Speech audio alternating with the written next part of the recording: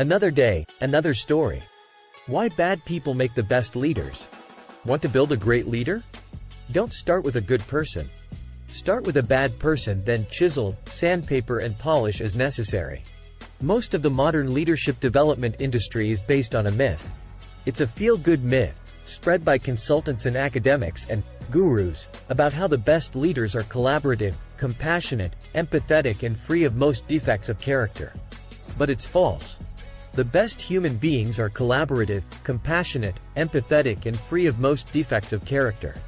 But the best leaders usually are not. By best leaders, I'm talking mainly about people who consistently show the ability to get things done, the ability to sell others on an idea, the ability to take them in new directions, the ability to talk their way out of a jam, the ability to come back from a setback, and so on. When will we admit it? Effective leaders are less like Santa Claus handing out gifts, less like Mother Teresa blessing sick people, and more like Kobe Bryant coolly sticking a dagger into the heart of an opponent as he drops a three-point buzzer beater to win a tight game.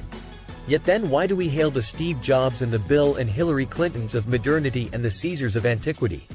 Their management styles and personalities are often the opposite of what the gurus preach. The key question is this: if your organization is looking for a strong leader who can really get things done, can you afford to take a chance on the idealized notion that the gurus preach? Or do you have to admit that you may need someone who has rough and unpleasant edges?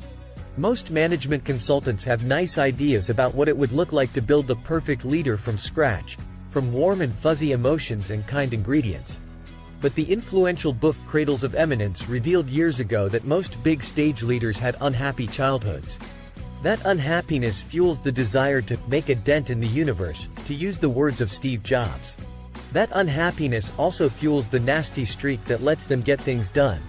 And that nasty streak is always a mixed blessing. Also, these leaders' legacies are always more complicated than we pretend. There are disappointments and hurt feelings and near disasters along the way. Indeed, big-time leaders usually need a certain amount of luck to retire with their reputations intact. It's our ability to remind them that being too determined to put a dent in the universe may well put a dent in the lives of people around them. But ultimately, to build a good leader, you perhaps have to build on a foundation of bad qualities. That classic nasty competitive streak, excessive risk-taking, dangerous stubbornness and so on. And then you try to add in the restraint, the wisdom, the compassion and the other qualities that keep leaders from racing off a cliff in their zeal. That notion of leadership is quite different from what most management gurus are trying to sell you. But at least it's based on reality, as revealed from ancient times to our own. Thanks for watching.